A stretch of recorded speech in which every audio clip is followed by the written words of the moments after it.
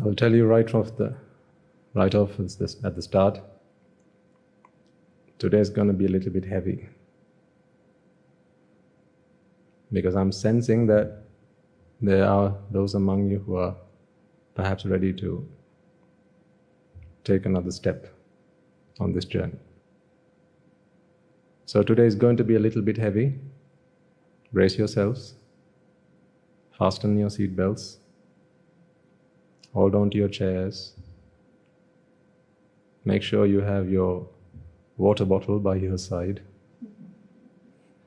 That you will need, even if you don't have the seat belt. Whatever devices and strategies you have and you use to stay awake. You thought staying awake during study time for exams was an achievement. I tell you now is when you need it. This is the day you need it.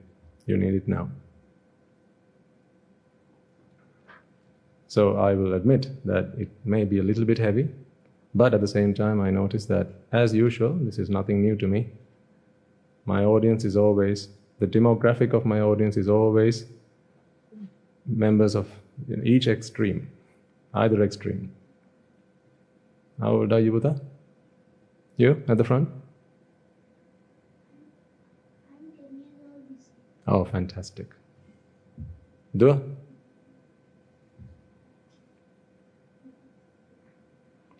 How old is she? 8. You're older than 8, aren't you? All of you? Yeah? Yeah. Okay, so have 8 from 8 to?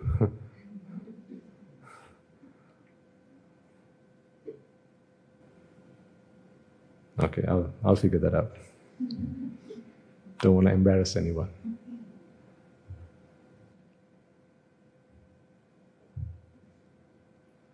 I'd much rather you and I switch seats. This is going to be quite a challenge. To try and talk to an audience from 8 to, I don't know, perhaps those achieving 80 or near about. Beg your pardon? Oh, past. Thank you. You're very humble. Okay. Right, let's see how it goes. So I'll try and keep it as simple as I possibly can.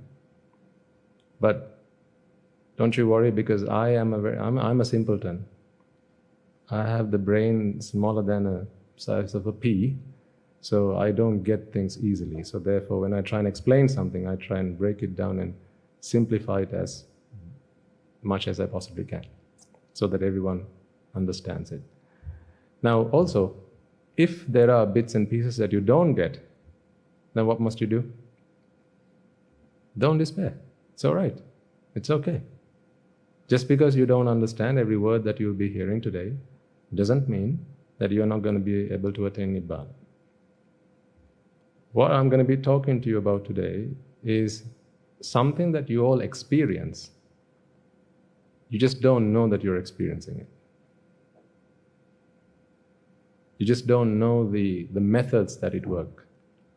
Like, when you go to medical college or for science, biology, we learn the workings of the body.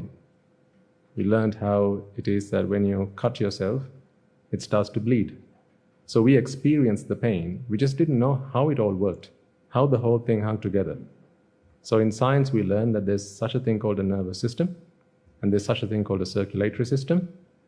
And the circulatory system is responsible for the bleeding, and the nervous system is responsible for me experiencing the pain.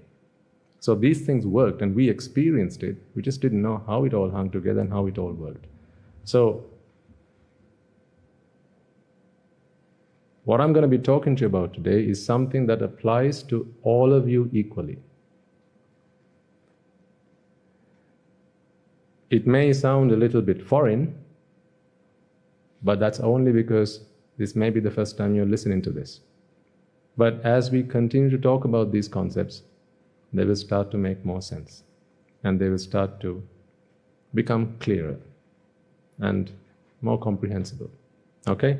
So that's the first thing I'm going to be saying. don't worry if you don't understand some of these things at all. Don't you worry at all. I don't want any long faces at the end of this. Right? But this is why I've been building up to this day for some period of time. We've been talking about attachment and ignorance and fear and grief, right? These are all not novel concepts to you. We've talked about this now. We've flung that horse to death so many times now. That's a broken record. What is the cause of suffering? Oh, you all know that now. You probably say that out loud in your nightmares now, right? Bad dream. Attachment, waking up, attachment.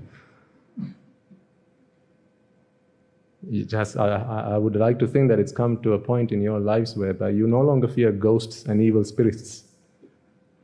You actually fear attachment more so than you fear the unseen world. Okay? Right. So don't worry. If you don't understand it, just try and catch what you understand. You'll all take home something. That much I am assured of, because we'll try and simplify this as much as we possibly can. I've been trying to pull my hair out, trying to figure out how to explain this to you, which is why I don't have a lot of hair today.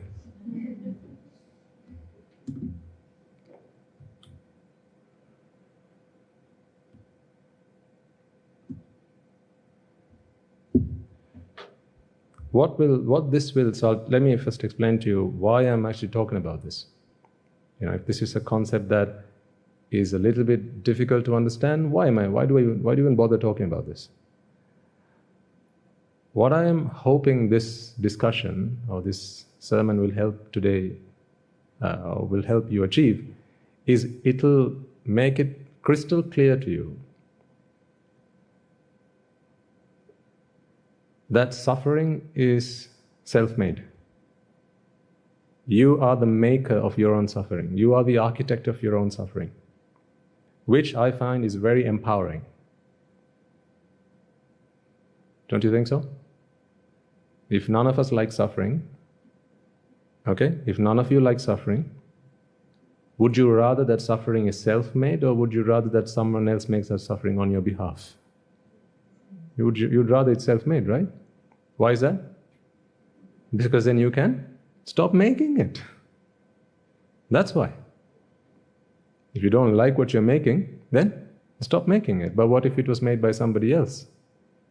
Now you're going to have to go and plead and beg. Please don't do that to me. Please stop doing that to me. I beg of you. I plead you. Please, please, please. You don't need to do any of that. Certainly, Buddhists don't need to do any of that.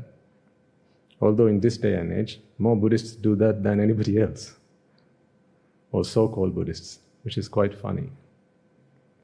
It contradicts with everything that is Buddhist philosophy. You don't need to be pleading to anybody. You don't need to be at anybody's feet asking for mercy, asking for your happiness, because both happiness and suffering is self-made, and hopefully you will understand that today. So, here's where we're going to start. Chapter 1. All ready? Do you want a drink of water already, or? Okay, let's see who's going to stand up first, okay? Let's see who's going to fall asleep first. There'll be a prize for that. I'll send this to you, with the pointed side pointing towards you. Right.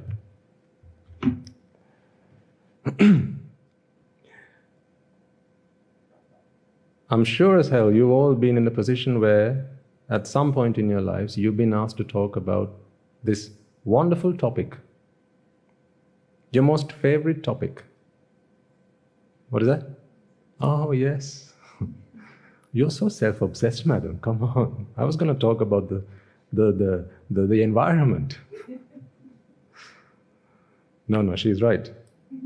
The lady's right. What is our most favorite topic? Myself. Nothing makes us happier than to talk about myself or ourselves. See, this word myself is really beautiful, the word myself. It's very interesting because it's the combination of two bits, and that speaks volumes. There are two little words that join up to make this word myself. What are they? My and self. My and self. You'll all know that Buddhist philosophy does spend quite a lot of time talking about the self. And ultimately, an arahant is someone who has eradicated the notion of a self altogether. So he does not experience, so I say he, it applies to both sexes, as I'm sure you know. So an arahant is someone who does not experience a self. But do we not all experience a self? If someone would come and hit you, do you not feel, it's not just the physical pain that you experience, there is a mental element to that pain. There's a mental extension of that pain.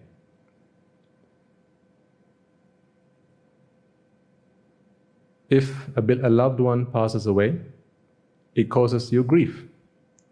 So I'm trying to simplify this as much as you possibly can, so we can all understand, okay? That's why I'm talking about examples and bringing back and forth, right? Previous topics we've talked about, just making sure that everyone gets it as much as we possibly can. If a loved one passes away, clearly there is no physical attachment between you and the loved one who's just passed away.